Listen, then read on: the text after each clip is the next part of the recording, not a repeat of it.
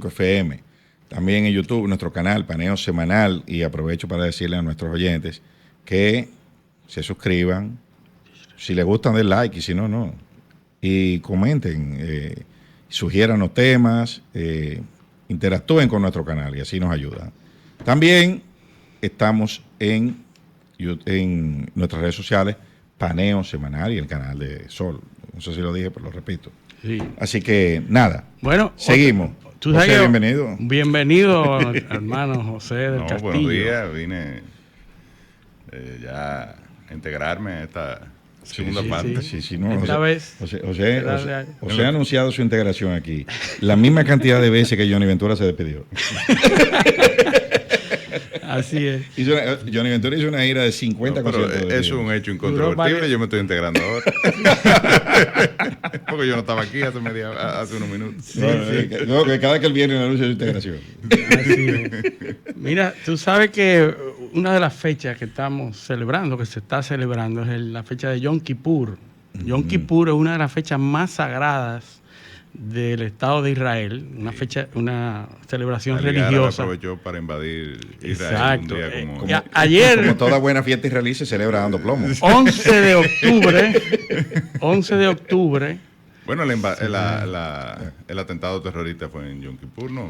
No, sí. Fue el 7. No, pero fue la guerra de Yom Kippur del 73. Cercana, ¿no? No, el 6 fue el 7 de octubre, el ataque de Hamas. Exacto. Sí, 7 fue 7 de octubre. Sí, exacto. Pero eran unos festivales que se estaban dando pero a propósito de la festividad de Yom Kippur. Era una patronal, ¿eh? Sí. Bueno, el viernes pasado se inició la fiesta de Yom Kippur, que es 10 días del calendario. Después del inicio de año, el año nuevo, el mes de Tishrei, que es una festividad. ¿Sabes que Israel no tiene la misma conformación en el año, y los meses y el año no coinciden con las fechas gregorianas? El calendario hebreo se calcula 10 meses, que se dividen en el espacio que la Tierra da una vuelta al Sol, ¿verdad? Uh-huh. Pero los meses, ese es un año, igual que el calendario gregoriano, pero el calendario lunar solar, porque es una combinación, se da en las veces que la luna le da la vuelta a la Tierra. Entonces salen unos meses muy parecidos al calendario gregoriano. De hecho, el calendario gregoriano tomó mucho de esos cálculos del calendario hebreo. Y coinciden cada año, no necesariamente coinciden el mismo día y el mismo mes. Uh-huh. Entonces, el Yom Kippur es una fiesta que después de año, para iniciar el año nuevo, se inicia con la expiación de los pecados, el perdón y toda una serie de cuestiones espirituales que permiten al hebreo iniciar un año en perdón, en gracia, etc. Este año, bueno, no hay manera de que comiencen sin perdón. Ahí no hay manera de llevar la fiesta en paz. Una fiesta en paz. Pero sí es interesante y por eso lo traigo a colación. Lo van a celebrar con un gran ataque al Líbano. Fíjate lo que está pasando. No, hace días que están en eso. No, pero uno más grande. Sí. Pero fíjate, la batalla de Yom Kippur en 1973 encontró un escenario muy parecido al que hay hoy. Sí. Por ejemplo, en el 1973, la Guerra Fría en su más alto nivel, en uno de sus más altos niveles, y las naciones árabes... Fue un ataque sorpresa. Es decir... Se inició, de sorpresa.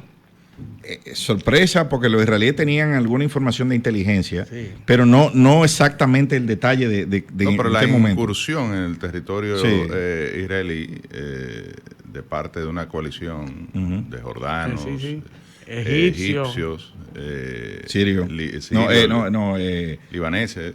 Sí, eran Siria, eran Jordania, Egipto y me falta uno. Jordania, Egipto y Siria. Siria fue. Gran Siria.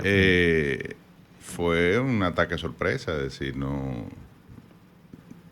estaban en plena celebración. Sí, lo que te digo es que la inteligencia israelí tenía informaciones de movimiento de tropa y eso, lo que yo no sabía en el momento preciso en que lo iban a atacar. Y la magnitud, realmente exacto. Ese fue otro tema que lo sorprendió, en el sentido de la gran cantidad de tropas que ya había en la frontera. Pero como dice Luis, pasó lo mismo que el 7 de octubre del año pasado. El escenario mundial es muy parecido. Hay una película muy buena, a lo que le gusta, que yo les recomiendo, se llama Golda. Golda Meir. Ilustra ese momento histórico. Sí, la primera ministra de Israel. Y cómo Golda Meir, pues uno de los temas que permitió que Israel pudiese lograr el triunfo en esa contienda, fue la solicitud de un apoyo de aviones a los Estados Unidos, y esas conversaciones entre Henry Kissinger y Golda Meir. Que fue crucial, Henry Kissinger, para resolver ese... Era judío Kissinger, y bueno... Kissinger está en el cielo, ¿no? Mira qué interesante. ¿Dónde tú crees que está Kissinger? Bueno. Hay que ver qué religión tenía. Exacto. Era de origen judío, ¿no? Sí, era judío, completamente. ¿Dónde ustedes creen que está Kissinger? Pero mira las similitudes, Eliseo y José. Las similitudes. Alto enfrentamiento entre Estados Unidos... Helen Mirren hace una excelente actriz británica, hace de Golda Meir. Estados Unidos y la antigua República Soviética Socialista, o socialistas soviéticas. Había un enfrentamiento entre esas dos grandes potencias. Lo mismo que sucede ahora entre Rusia y Estados Unidos. Había un enfrentamiento de Israel con naciones circundantes árabes. Exactamente lo mismo y con muchos de esos actores parecidos. También había Blinken, que nosotros lo mencionamos mucho. Era muy parecido a la figura de Kissinger, no con las mismas dimensiones, obviamente, pero sabe que Blinken es de origen judío y es el secretario de Estado, es el canciller de Estados Unidos, que fue ahora eliminado de los escenarios de negociación entre Estados Unidos e Israel. Y Rusia aportó armas a los contrarios de Israel, y Estados Unidos aportó armas a Israel. Es decir, la misma cuestión. En Yom Kippur también. Hoy en día Israel está en un momento determinante en que en las próximas horas, los próximos días, va a hacer un ataque inminente a Irán. Que se dice que lo ha estado haciendo. Pero están en el momento de determinar cuáles son los objetivos. Lo dijimos la semana pasada. Hoy el asunto es cuáles son los objetivos. Porque Estados Unidos ni los países del Golfo quieren que sean a instalaciones petroleras. Estados Unidos no quiere que sea a instalaciones nucleares. Exacto. La posibilidad es que sea a instalaciones militares. Irán, por su parte, está acudiendo a su aliado ruso y están en conversaciones. Esta semana se reunió Putin con el presidente de Irán. En unas conversaciones, 30 minutos de conversación entre Biden y Netanyahu, acordaron en esos 30 minutos que el ataque sería proporcional. Eso fue lo único y preciso. Proporcional y preciso. Después de ahí no hay garantías. Tumbaron 6 edificios para matar a una persona. Sí, claro, como en el Líbano, en Beirut. Proporcional y preciso. Ahora, una situación interna de Israel. Se canceló un viaje del ministro de Defensa. De Yoav Galán. Galán tenía una reunión con el ministro, con el secretario de Defensa norteamericano, Lloyd Austin. Lloyd Austin. Y eso se canceló. ¿Por qué? Porque el ministro de Defensa de Israel es contrario a muchas de las políticas de Netanyahu. Es decir, está adversando a Netanyahu un disidente en cuanto a lo que está sucediendo y cómo está sucediendo. Bueno, el ministro de Defensa israelí, Yoav Gallant, lo que es contrario es a limitar el ataque. O sea, él es de la corriente de lo que le permitan defenderse. Bueno, él ha hablado de que no van a poder lograr las metas de Israel. Y ha sido crítico con Netanyahu. Y es muy amigo de Austin, el secretario de Defensa. Y ante la posibilidad de que Gallant se reúna con Estados Unidos y le juegue sucio a Netanyahu, Netanyahu opta por cancelar esa reunión. Y esa reunión no se da. Del lado de Estados Unidos está pasando algo parecido. Y es que Blinken ha sido aislado de esas negociaciones. Para manejar las cosas entre Biden y Netanyahu directamente, sin los ministros de defensa. Sabemos quién podría estar detrás de Biden, porque Biden de por sí no puede decidir mucho. El equipo de Biden. Del equipo de Biden. Pero Blinken, que es pro-Israel, porque es de origen Israel, también está aislado. Ustedes han notado o pueden notar que no está mencionado en las últimas semanas Blinken, que ha dado una gira y que ha hecho todo eso. Es decir, hay una situación muy delicada entre Israel y Estados Unidos. Si se produce la escalada, puede afectar drásticamente el escenario de las elecciones. Sí. Si se mantiene, pues ahí puede pasar hasta el día 6 de octubre. Bueno, de noviembre. También los demócratas sacaron del escenario a Josh Shapiro, el gobernador de Pensilvania. También. Porque es judío. Es judío y tiene una... Que era el candidato vicepresidencial natural, porque Pensilvania es el estado donde se va a decidir todo, aparentemente. Bueno, de hecho, ayer Obama estuvo un discurso haciendo su rally, como se dice en el argot norteamericano, de los mítines, ¿no? En Pensilvania, precisamente con un discurso agresivo en contra de Donald Trump, sí. Porque este es el estado que pudiese definir las elecciones. Pudiera decidirse todo. Pero 12 votos electorales que se están disputando. Pero mira qué curioso. En Pensilvania. Mira qué curioso. Ellos sacan a Shapiro del escenario y traen a Obama.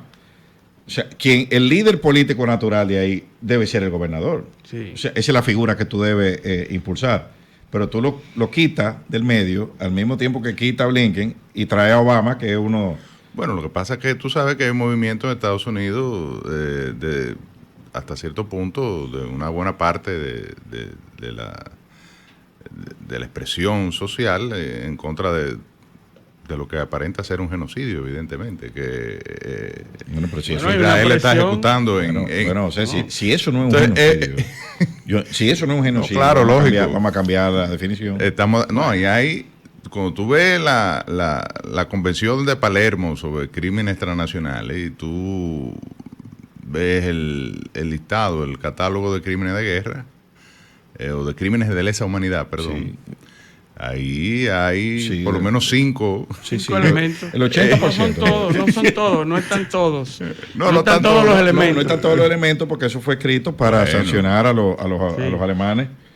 Pero bueno, algo es. Yo no sé si tanto... Por lo menos el desplazamiento de poblaciones de manera masiva, de poblaciones de una misma etnia. Señores, se está dando. O sea, en el Líbano, ahí hay una limpieza realmente. En el Líbano, que empezó el otro día. No es étnica. En el Líbano, que empezó el otro día. No étnica, no, claro que no. Es judío y los otros son judíos. Y los también. demás. Y los demás que son. No, pero es que esto encuentra un escenario en donde todas esas definiciones legales están en cuestionamiento. Claro. En todo el mundo. Pero, señores, en el Líbano... Entonces tú no puedes decir, no, aquí sí la vamos a cumplir y en todas las demás nos hacemos de la vista gorda. En el Líbano, que empezó hace 2 semanas, hay el 20% de la población ya fue desplazada. 1 millón y pico desplazados en menos de 2 semanas. Entonces, ahí hay... Mira, lo que quieran saber por qué los árabes y los judíos comparten lo que era la antigua Palestina, otra película, Oshana, muy buena, se la recomiendo. básicamente la historia de dos policías británicos. Como muchos de ustedes saben, la antigua Palestina fue posesión británica. Cuando desplazaron al Imperio Otomano. Otomano. Cayeron los otomanos. Y la policía, pues, combatía a los árabes radicales, que tenían un movimiento, ¿verdad?, para recuperar, o siempre han tenido un movimiento para recuperar lo que era la antigua Palestina, versus los judíos, donde habían distintos grupos, entre ellos grupos terroristas radicales. De hecho, pusieron una bomba en el Hotel Rey David, donde operaban los cuarteles de la autoridad palestina. Bueno, era básicamente una junta, pero era de ingleses, ¿no? La junta de ocupación, digamos. Y era el cuartel general del ejército inglés también. Y realmente tú ves ahí, bajo la dirección de un judío apellido Stern, la cantidad de atentados que organizaron los judíos radicales en ese momento, a los fines de lograr su lucha, ¿no?, de que se les reconociera el Estado de Israel, cosa que lograron ya en 1948, ¿no? Interesante. Por la Asamblea de las Naciones Unidas. Pero a los que hoy se acusan de terroristas,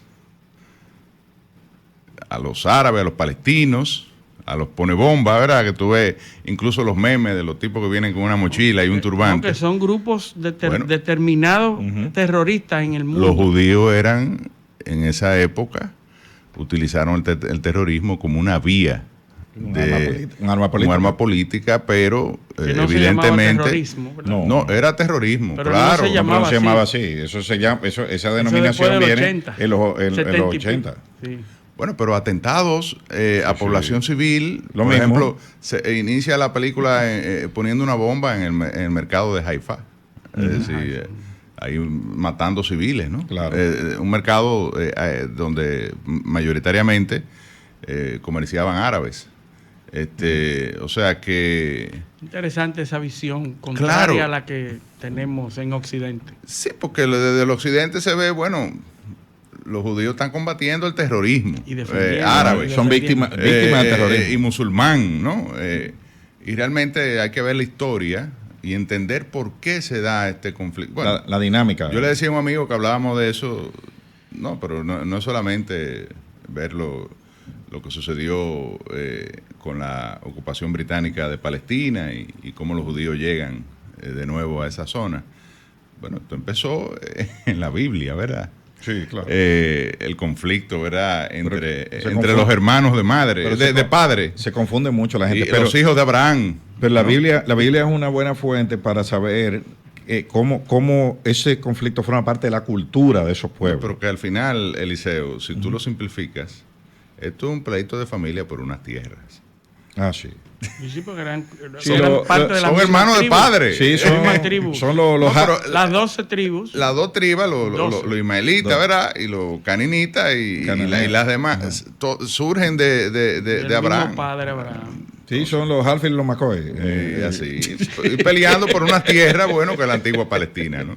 Sí. Los Halford y los McCoy, los de Romeo y Julieta, ¿cómo era que llamaban las dos familias? Sí, los amuletos, ¿cómo se llaman? Los Capuletos. Y Entonces, a pocas semanas de las elecciones, la influencia que está teniendo este conflicto en el proceso electoral en Estados Unidos, donde los demócratas son los que la llevan más forzada, ¿no? Sí. Están peleando abajo ahora. Por el impacto que puede tener las decisiones que tome Israel en este momento, que debo decir que está radicalizado. Además, la supervivencia de Netanyahu en gran medida depende política de la radicalización del conflicto, ¿no? Incluso antes de que esto explotara, Netanyahu estaba prácticamente fuera del gobierno, incluso prácticamente acusado y sometido ante los tribunales de corrupción y demás. Es decir, en un conflicto interno a nivel político que estaba amenazando la continuidad de su gobierno. Hay que entender que en el caso de Israel, igual que en España y en otros países de Europa, es una democracia parlamentaria. Si el primer ministro pierde la confianza, pues entonces una moción de censura. Inmediatamente se cae el gobierno y se elige un nuevo primer ministro. Así que, pero eso y Netanyahu sabe también que un cambio de administración en la Casa Blanca hacia los republicanos le garantiza un escenario mucho más favorable con los Estados Unidos, y por eso él está jugando también a radicalizar y extender el conflicto, porque sabe que está ayudando a su facción. De hecho, cuando la última vez que Netanyahu estuvo en Estados Unidos, no se reunió con Kamala Harris y fue a Mar-a-Lago, donde Donald Trump. Sí. O sea que esa una señal más clara de dónde están sus simpatías, no. y su alineación política.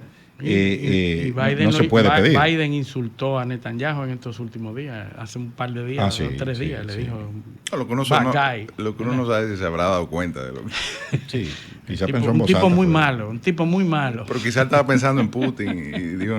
Sí, pues nadie sabe. Ya lo que Biden diga y cogerlo con pinza. De verdad que sí. Entonces, pero vamos a ver si nuestros oyentes quieren interactuar hoy con nosotros. Stalin, los números, por favor. Comunícate 809-540-1065. 1-833-610-1065 desde los Estados Unidos. Sol 106.5, la más interactiva. Bueno, aquí estamos. Oyentes, vamos a ver si nos llaman, si no le dimos sueño, ¿no? Sí, no, tú sabes que hay gente que le gusta ver causas ulteriores en todos los conflictos y conspiraciones. Míralo ahí. Llegó uno. Míralo ahí. Vamos a hablar de tres, otra cosa. Está lleno ya el panel. Increíble. Buenos días, ¿quién nos llama y de dónde? Sí, Primitiva, en la semana siempre digo que no lo voy a llamar porque para no cansarlo, pero esto es una adicción y la adicción no se puede controlar. Gracias, Primitiva. Oigan, un saludo para el pueblo dominicano. ¿Qué opinión tienen ustedes? El ataque a la ONU, a la sede de la ONU, el diablo sí. Netanyahu. Qué interesante pregunta. Netanyahu y la ONU no se están llevando muy bien, que digamos. Antonio, claro. Guterres fue declarado persona no grata. No grata, sí.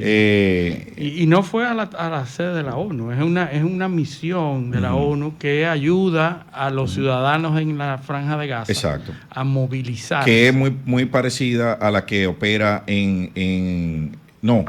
a la que atacaron fue la que está en el Líbano. En el Líbano. Una fuerza de estabilización del sur del Líbano. Del sur del Líbano, que está moviendo los... Que es el mismo ataque, lo mismo escalada de ataque que se le estaba haciendo a la que está en Gaza. Que es la que se estableció en la última guerra del Líbano. Que incluso la ONU pidió permiso para evacuar a su personal del Líbano y le fue negado por Israel. O sea que así van las cosas ahí. Eso es la ONU, que es el policía del mundo, imagínate. No tienen credibilidad. Ya tú sabes. Buenos días, ¿quién nos llama y de dónde? Buenos días, ¿quién nos llama y de dónde? Buenos días, ¿quién nos llama y de dónde?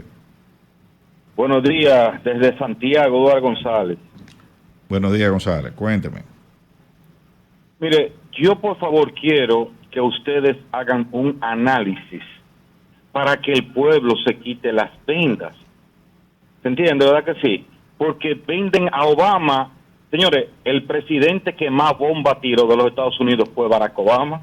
Claro. Eso está en la historia. Sí. Entonces, nosotros queremos que ustedes hagan una comparación de cuánta guerra peleó Obama y cuánta guerra armó Donald Trump. Donald Trump no armó una sola guerra en su periodo. Una sola guerra no armó Donald Trump. Y lo venden a él como que es el fantoche. Señores, Donald Trump hizo que dos presidentes que se odian se dieran la mano y fue el primer presidente de Estados Unidos en cruzar una frontera agarradito de mano. ¿Se olvidó eso con Kim Jong-un, señores? Sí. Señores, tenemos que ser coherentes. Ustedes, al paralelo 38. Profesionales en lo que hacen, eduquen al pueblo y díganle. No es que no es que yo sea de Tromo, no, yo soy dominicano. Ahora, estábamos mejor. Este país estaba mejor con Donald Trump y el mundo entero estaba en paz. Gracias. Bueno, hay dos afirmaciones que hace el oyente que son interesantes. Y déjame decirte que la historia ha demostrado que es así.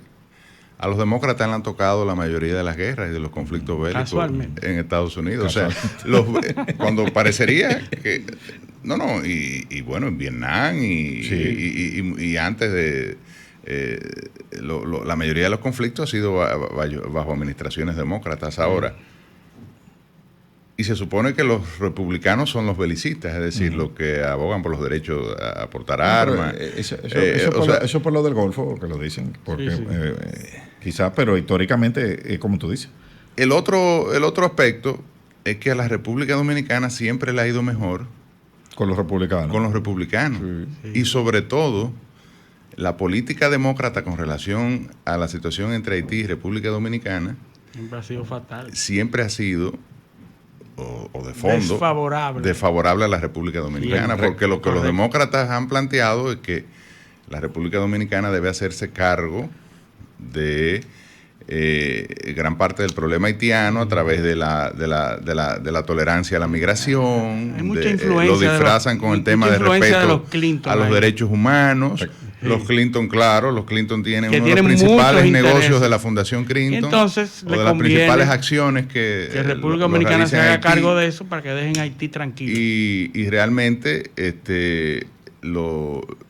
en administraciones republicanas, y en el caso de Donald Trump, que fue además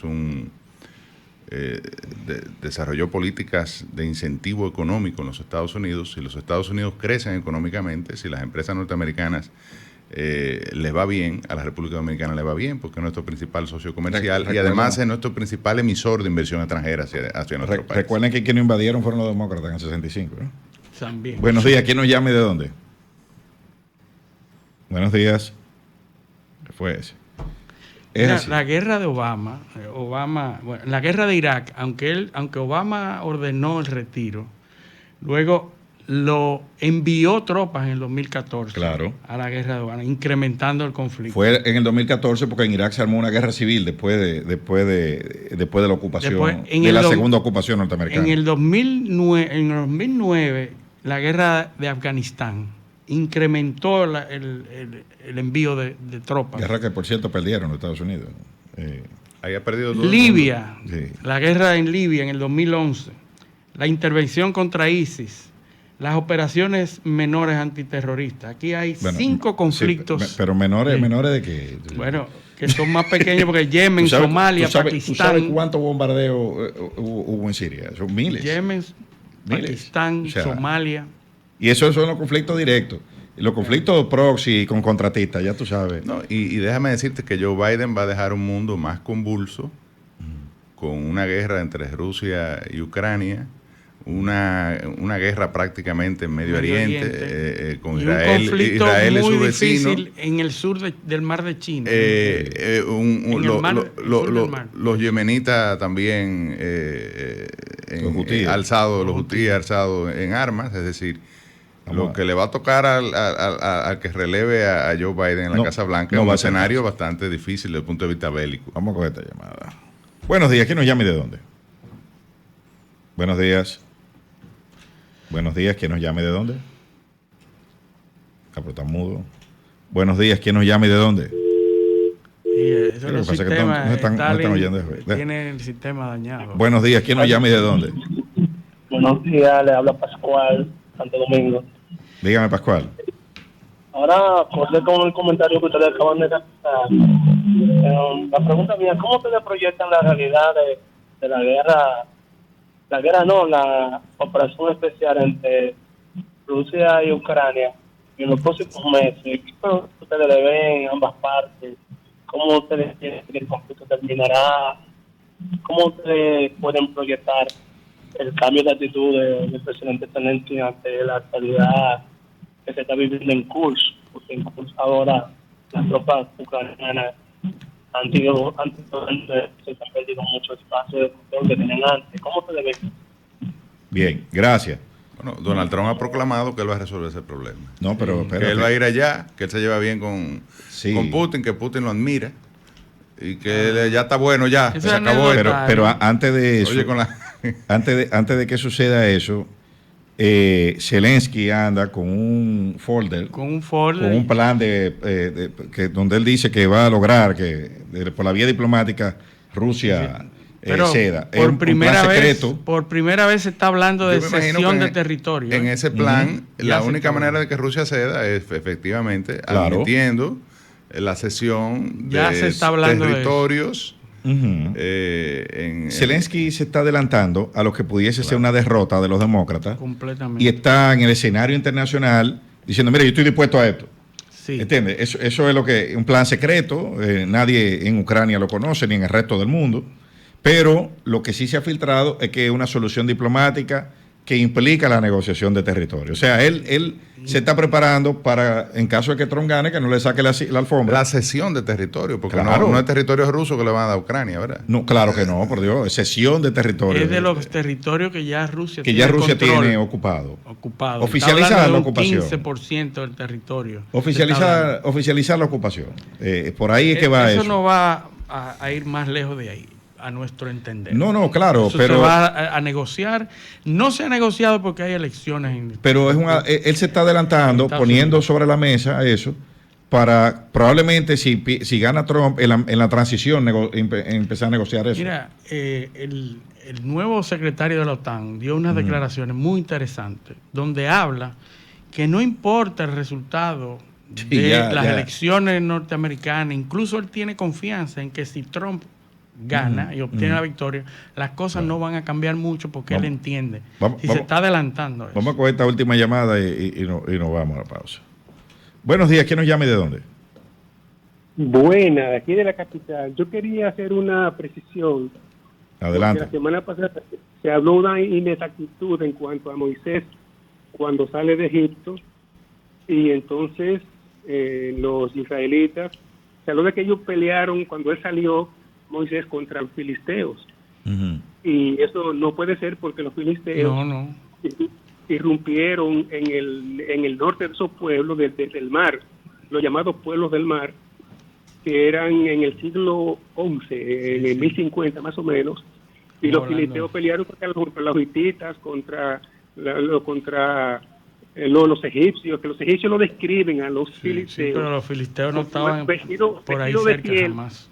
Y eran altos todos, los filisteos eran altos, o sea, no solamente Goliat. Los pueblos del mar entraron, o sea, se denominan pueblos del mar. No hay un origen claro de cuáles son los pueblos del mar. Los pueblos del mar entraron en la última etapa, o en una de las etapas, perdón, del imperio egipcio, y fueron los responsables de una decadencia, una de las épocas de decadencia que operó a lo largo de los más de 3.000 años de existencia del imperio egipcio. O sea que no se sabe. Se dice que los pueblos del mar provenían de parte de las islas griegas. Es una tesis que hay, pero no se sabe realmente. No hay evidencia científica de dónde provenían. Entonces no pueden ser los filisteos, porque no se sabe. Se sabe que estaban en el Paleolítico ya superior. Ellos metían piedra. Entonces cuando se describe el Paleolítico superior no, ya estaban en la edad del bronce. Neolítico. Ellos no usaban armaduras. Entonces, pero usaban espada. Exacto, porque sí. El asunto de David y Goliat, cuando se describe ese fenómeno, ya cuando la Biblia empezó a escribirse, porque era oral todo, la tradición oral. Sí. Entonces, se escribe en siglo VI, por ahí, siglo VII, empieza a escribirse ese episodio. Sí, yo le recomiendo que busque en internet, escriba Manetón. Usted va a ver ahí, Manetón fue un historiador egipcio, griego de origen egipcio o viceversa, no recuerdo exactamente. Un historiador egipcio. A Manetón fue a quien se encargó Alejandro Magno de escribir la historia egipcia.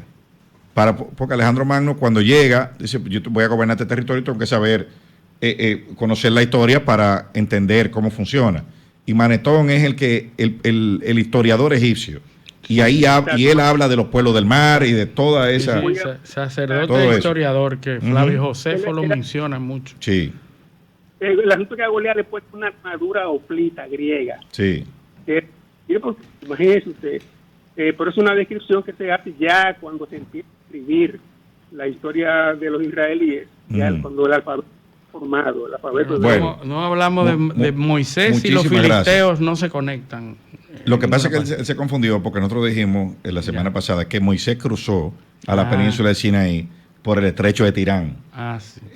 Quizá ahí es que en ese mismo comentario hablamos de los filisteos, probablemente él entendió que estábamos conectando una cosa. Donde baja la marea y se puede caminar. Exactamente. El estrecho, por eso es que está en la parte oriental. Como el báculo él abrió el mar. Bueno. Está en la parte oriental de la península. Esa es una explicación científica de lo que pudo haber ocurrido. Hay que meterle un milagro a la cosa. ¿Qué pasa? Pero eso, claro. vamos a respetar las creencias, ¿verdad? No. Eso es una... ¿Tú sabes que el espectro de los milagros se reduce a medida que la ciencia avanza? Sí.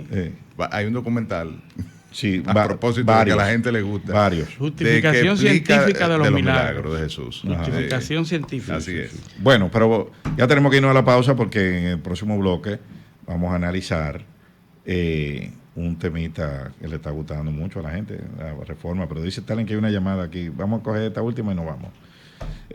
Buenos días, ¿quién nos llama y de dónde? Buenos días. Yo quiero, aquí, Javier de Villafaro. Quiero explicarle una cosa. Los dos pueblos son Ismael e Isaac. De ahí entonces es que sale esta división, porque ellos son hijos del padre Abraham. Exactamente. Bien, perfecto. Muchas gracias por su aporte. Así mismo. Bueno, ahora sí, Stalin, vámonos a la pausa. Esto es Paneo Semanal, no le cambien. Un paneo.